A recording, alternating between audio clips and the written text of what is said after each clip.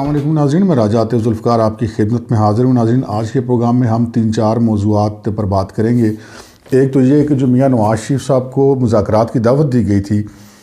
اس کا کیا بنا اور اس پر نواز شریف صاحب نے کیا جواب دیا۔ دوسرا یہ کہ جو انہوں نے جواب دیا اس کے پیچھے کیا معاملات تھے، وہ اس میں انہوں نے کیا شرائط عائد کی۔ تیسرا یہ کہ میاں نواز شریف کے جواب کے بعد جو ہے وہ حکومت کی حکمت عملی اب کیا ہوگی۔ اور چوتھا یہ کہ میاں نواز شریف صاحب کے پاس خفیہ کارڈ کون سا ہے۔ تو ناظرین، جیسا کہ ہم نے اپنے پچھلے پروگرامز میں آپ کو بتایا تھا کہ میاں نواز شریف کو گرینڈ ڈائیلاگ کی دعوت دی گئی ہے، مگر جو بزنس مین ان کے پاس بھیجے گئے تھے جن کا سیاست سے تو کوئی تعلق نہیں تھا لیکن شریف فیملی سے ان کے بہت گہرے مراسم ہیں، ان کو میاں نواز شریف صاحب نے انکار کر دیا ہے اور مذاکرات کی دعوت جو ہے وہ مسترد کر دی ہے۔ اور ان کا یہ کہنا ہے کہ جب تک 2 سے 3 بڑے استعفے نہیں آ جاتے وہ کسی قسم کے مذاکرات میں بیٹھنا پسند نہیں کریں گے۔ ان کا یہ موقف ہے کہ جن سے ان کو شکایت تھی انہی کے ساتھ تو ڈائیلاگ نہیں کرنے، وہ تو ان کے اوپر انگلی اٹھا رہے ہیں، تو جب تک وہ موجود ہیں ان کی موجودگی میں ڈائیلاگ نہیں ہو سکتا۔ ناظرین، یہ ایک بہت زیادہ انتہائی قسم کا سٹانس انہوں نے لیا ہے، ایک ایسا سٹینڈ لیا ہے جو بہت مشکل دکھائی دیتا ہے۔ بہرحال میاں نواز شریف نے یہ پیشگی شرائط عائد کر دی ہیں کہ جب تک استعفے نہیں آتے اس وقت تک کوئی ڈائیلاگ نہیں ہوگا، اور ان استعفوں کے بعد جو ہے وہ ڈائیلاگ میں بیٹھیں گے اور پھر یہ فیصلہ ہوگا کہ اب مستقبل میں پاکستان کے حوالے سے جو پاکستان کے جتنے بھی سٹیک ہولڈرز ہیں وہ بیٹھ کے اس کا کیا نقشہ بناتے ہیں سسٹم کو چلانے کا۔ اب یہ سوال پیدا ہوتا ہے کہ یہ دعوت میاں نواز شریف نے جو مسترد کی ہے اس کے بعد حکومت کی حکمت عملی کیا ہوگی۔ اب تک کی جو اطلاعات مل رہی ہیں کہ مسلم لیگ نون کے اندر جو توڑ پھوڑ کی کوششیں تھی ان میں کچھ تیزی لائی گئی ہے۔ جو سب سے بڑی ایفرٹ تھی وہ مسلم لیگ نون میں سے شین نکالنے کی، وہ تو ختم ہوگی۔ میاں شہباز شریف نے ایسی تمام قوتوں کو ذرائع کے مطابق مبینہ طور پر انکار کر دیا ہے کہ وہ کسی صورت اپنے بھائی کو یا ان کی جماعت کو نقصان نہیں پہنچا سکتے، اور یہ معاملہ تو ہو گیا ختم۔ اس کے بعد اب وہ کچھ چھوٹی چھوٹی چیزیں ہیں، کچھ ایسے لوگوں کو سامنے لایا جا رہا ہے جو ماضی میں کبھی مسلم لیگ نون کا حصہ رہے ہوں یا انہوں نے کبھی ٹکٹ مانگا اور ان کو نہ دیا گیا اور انہوں نے آزاد لڑا ہو، اور ان سے ایسی سٹیٹمنٹس دلوائی گئی کہ جی ہم اب میاں نواز شریف کے بیانیے کے سے اتفاق نہیں کرتے، اس وجہ سے ہم مسلم لیگ نون کو چھوڑ رہے ہیں۔ لیکن ان چیزوں سے اتنا زیادہ فرق نہیں پڑے گا۔ البتہ ایک جو ہے اہم موو تھی وہ یہ تھی کہ lieutenant general retired Abdul Qadir Baloch نے جو مسلم لیگ نون کو چھوڑا، انہوں نے یہ کہا کہ وہ میاں نواز شریف کے اس بیانیے کے خلاف ہیں جس میں انہوں نے مختلف جو اداروں کے افسران کو کہا کہ وہ اپنے سینئرز کا غیر آئینی حکم نہ مانیں۔ یہ ایسی کچھ انہوں نے بات کی ہے، لیکن اس حوالے سے بھی حتمی طور پہ کچھ نہیں کہا جا سکتا کہ وہ 7 نومبر کے سنا ہے کہ وہ پریس کانفرنس کر کے مزید بتائیں گے۔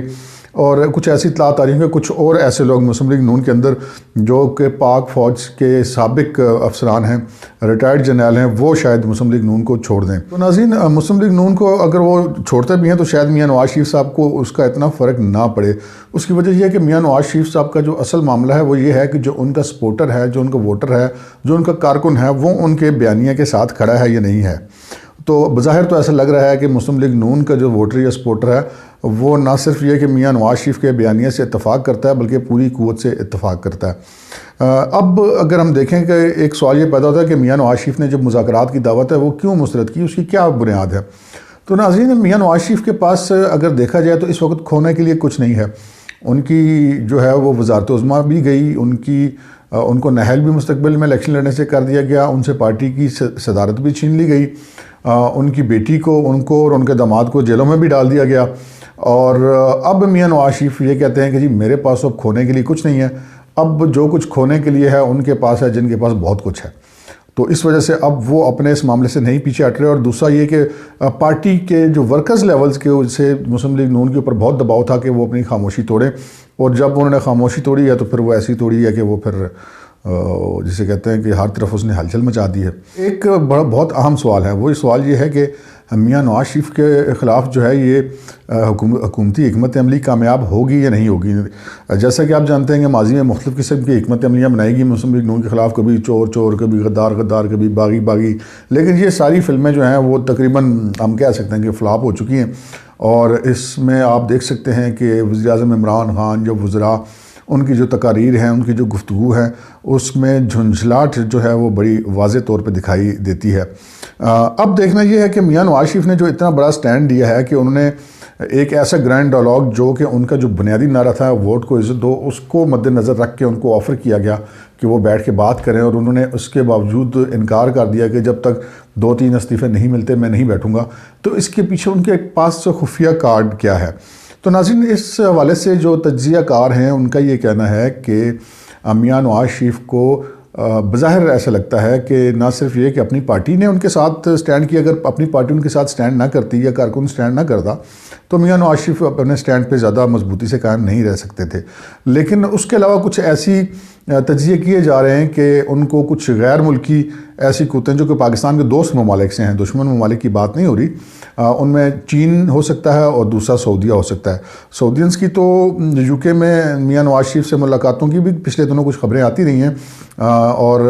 چائنا کے والے سے بھی کچھ ایسے معاملات دیکھنے میں آئے ہیں، کیونکہ چائنا کا سی پیک جو ہے وہ اب تقریباً بند ہو چکا ہے، اور چائنا جو ہے وہ سی پیک کے اوپر شاید اتنی آسانی سے خاموش نہیں بیٹھے گا۔ اس کی نہ صرف یہ کہ وہ اس کی انویسٹمنٹ کا معاملہ ہے، بلکہ اس کے مستقبل کا جو سپر پاور کا سٹیٹس ہے اس کا بھی سوال ہے۔ آپ نے دیکھا کہ میاں نواز شریف کے پاکستان سے باہر جانے کے بعد جب میاں شہباز شریف پاکستان آئے اور ان کو کورونا ہوا تو چینی سفیر نے ان سے بات کی، اس کے بعد بھی آل پارٹیز کانفرنس کا کہیں نام و نشان دکھائی نہیں دے رہا تھا۔ لیکن ایک دن پتہ چلا کہ چینی سفیر جو ہیں وہ آصف علی زرداری صاحب سے جا کے ملے، اور اس کے بعد اچانک آل پارٹیز کانفرنس اناؤنس ہوگی جس کے اندر پی ڈی ایم بنی، اور اس کے علاوہ کچھ عرصہ پہلے ایک بیان بھی ایسا آیا تھا چینی سفیر کی طرف سے کہ چین کسی بھی دوسرے ملک کے اندرونی معاملات میں مداخلت کو پسند نہیں کرتا، لیکن اگر پوری دنیا میں کوئی ایک ایسا ملک ہوا جس کے کچھ معاملات میں اندرونی معاملات میں چین دلچسپی لے سکتا ہے تو وہ پاکستان ہوگا۔ تو ناظرین، یہ کڑیاں ہی ملانی ہوتی ہیں، ایسی کڑیاں ہیں کہ جو چین جو ہے وہ شاید اس معاملے میں اس کی کوئی اخلاقی مدد یا کچھ دوستی نبھانے والا معاملہ آپ سمجھ لیں، لیکن بہرحال بین الاقوامی سطح پہ دوستیاں بھی مفاد کے تابع ہوتی ہیں۔ بہرحال چین کا مفاد جو ہے وہ اس وقت پاکستان کے ساتھ وابستہ ہے، پاکستان کے پاس بھی اور کوئی آپشن نہیں ہے۔ امریکہ بہادر جو ہے وہ 70 سال سے ہمیں دھوکہ دیتا آ رہا ہے، اس کے کیمپ میں رہ کے جتنا نقصان پاکستان نے آج تک اٹھایا ہے، اس کے بعد بھی اسی کے اوپر ٹرسٹ کرنا تو خیر بیوقوفی ہوگی۔ تو بظاہر ایسا لگ رہا ہے کہ میاں نواز شریف کے پاس جو سیکرٹ کارڈ ہے وہ چائنا کا ہے، اور اس کے بیچ میں کچھ شیئر شاید سعودینز کا بھی ہے۔ آج کے پروگرام میں اتنا ہی، اجازت دیجیے، اللہ حافظ۔